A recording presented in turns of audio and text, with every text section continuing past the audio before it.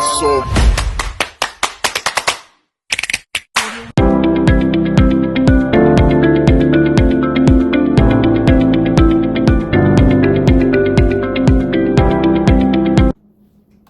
Kung gusto nyo na madali na magayat ng sibuyas nang wala kayong luha na sobrang dami, 4 na kilos ng sibuyas, ito po ang sagot. In 30 minutes, less than 30 minutes, tapos kayo.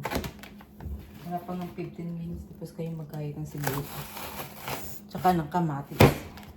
There you go. See? Ganyan lang. Ka-easy. Less tears. See? Walang kahirap-hirap. Kinamadiling ang buhay ko dito sa paggawa ng paggagayat ng sibuyas. Nakakatak pa naman magayat ng sibuyas. Yup! Ayan guys, tapos na. Nag-check na natin to. Kamatis. Tapos na ang kamatis, ang sibuyas, at ang bawang.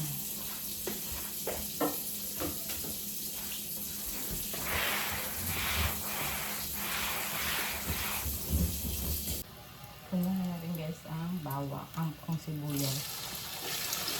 Sibuyas muna kasi ang bawang mabilis na ito. Ayan. Mix natin ito.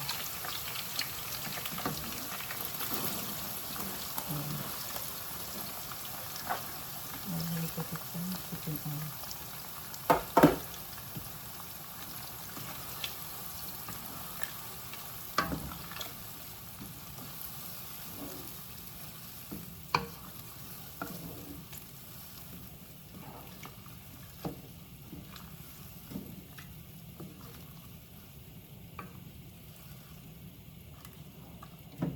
Huwag nyo ilalagay ng masyadong mainit ang oil kasi susunog pag overheat, what is the light of this?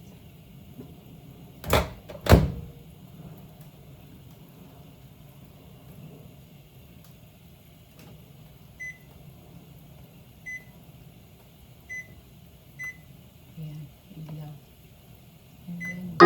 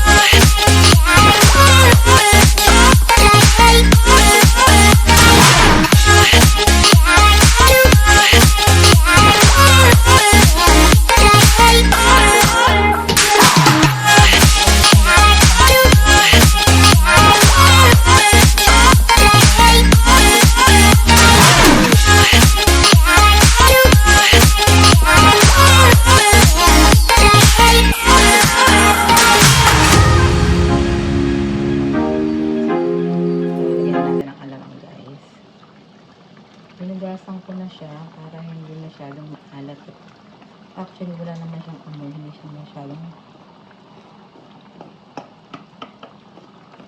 Ayan. Ako, kasya kaya.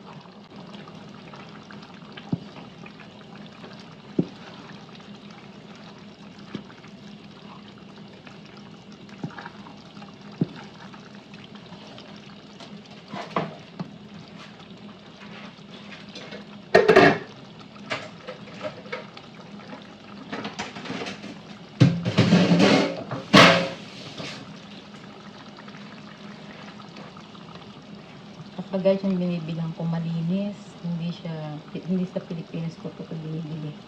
Malinis siya, wala siyang mga bato-bato. Yan.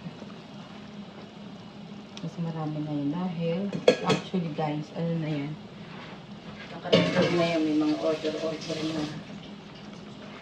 May mga order-order na siya guys. Yes. Naka-order na siya. So, pag wala sa kayong mga order, ubos na to actually. Nakaasa,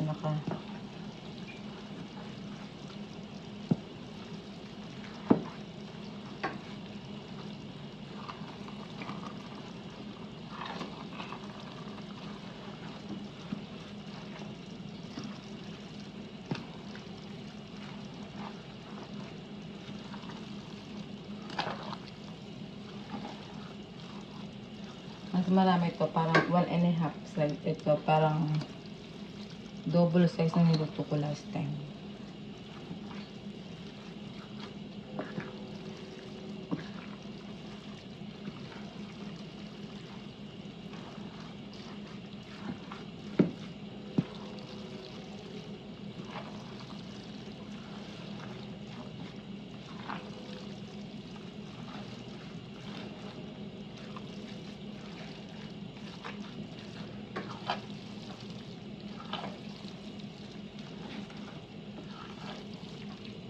Kailangan halo-halo siya guys para pantay.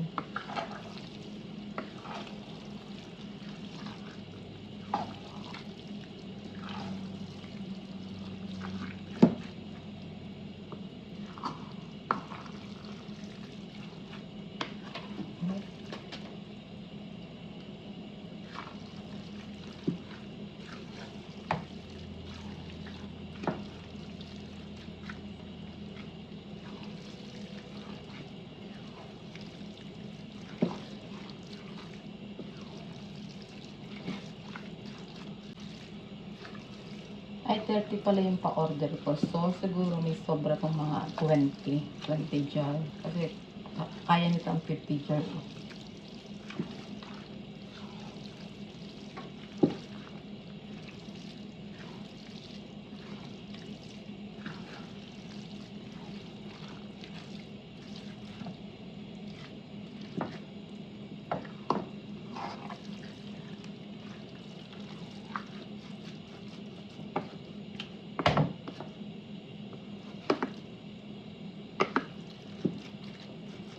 Yan lang siyang kumulo.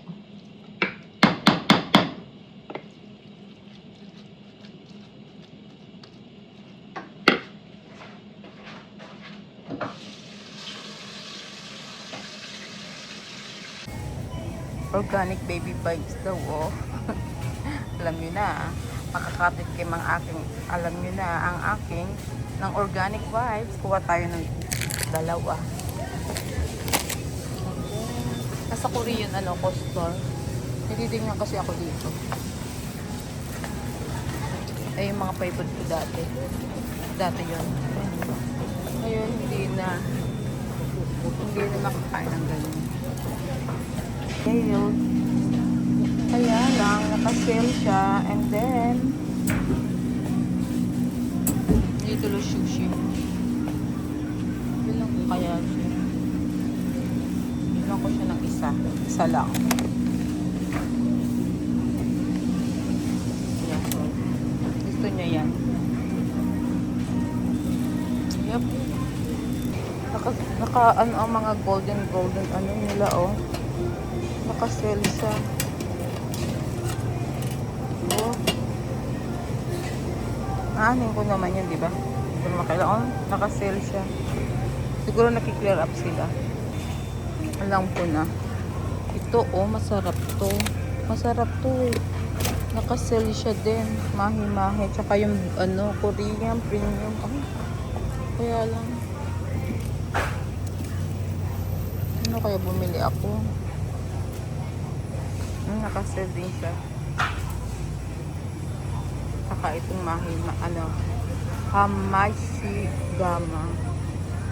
Ano siya? May tinitingnan ako guys. May hinahanap kasi ako. Pero parang gusto kong kumain ng baked salmon na ulo. Yes, ito oh, $7 lang. Lulutuin ko na din ngayon. Kaya lang may pagkain pa sa bahay. Ito oh. May pagkain pa sa bahay kasi marami pang ulam doon. Kaya ay na. May hinahanap akong plano kong gumawa ng gourmet tuyo. So, may kailangan akong hanapin na klaseng isda kung ano pwede. Ang maganda rin ang beef dito eh. Chicken breast, $7. Magandang quality yan.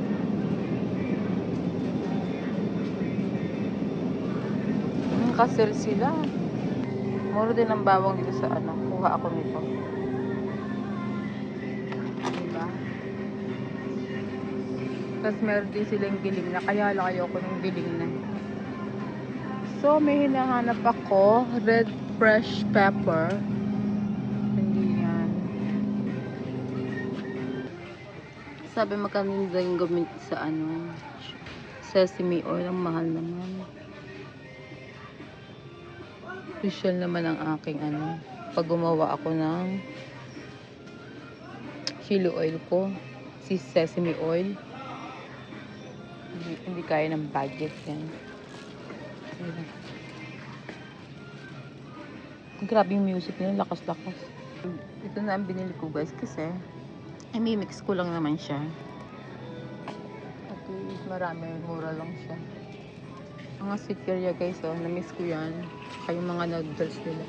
Saka yung mga frozen section nila guys, oh.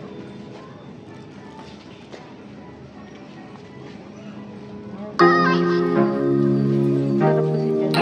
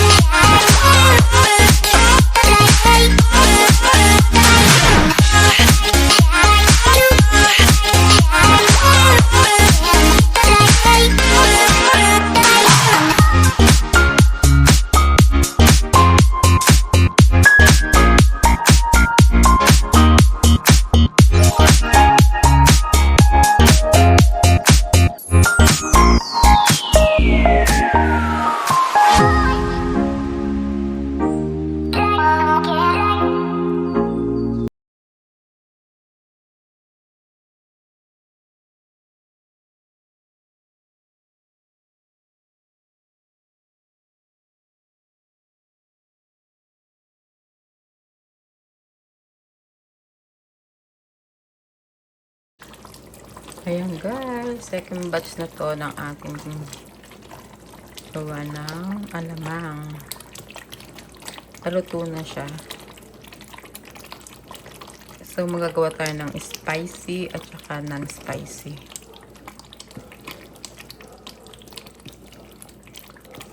Guys.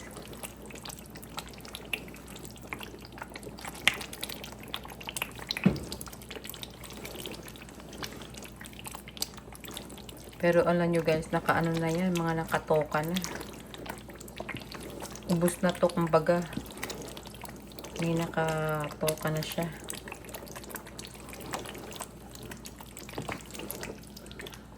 Okay. Next natin lulutuin ng chili oil.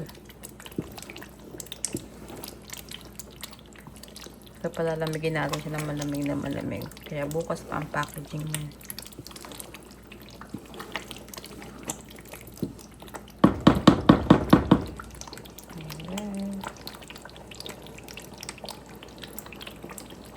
Yes, PM lang kayo. And if you are out of Bay Area, medyo malayo sa East Bay, free shipping po tayo pag more than 5 ang o-orderin nyo. Yep.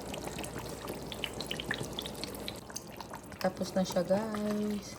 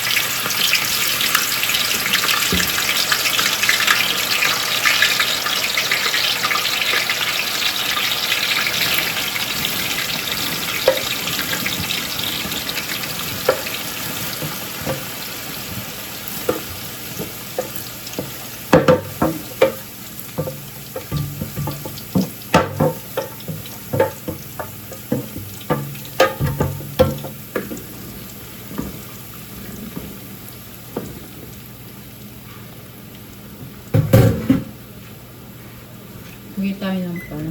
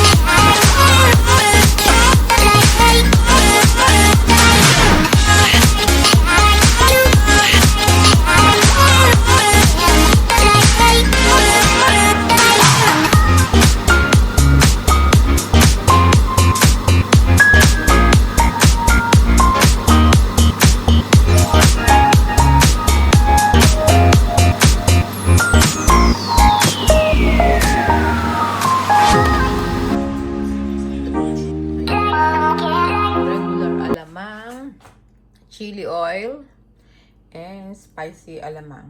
Bukas, hayaan mo lang siyang malamig dyan. Kasi bukas, we gonna put in the container. And then, wash na natin ang mga container. Yep, yan ang ating chili oil guys. Bili na kayo ng chili oil.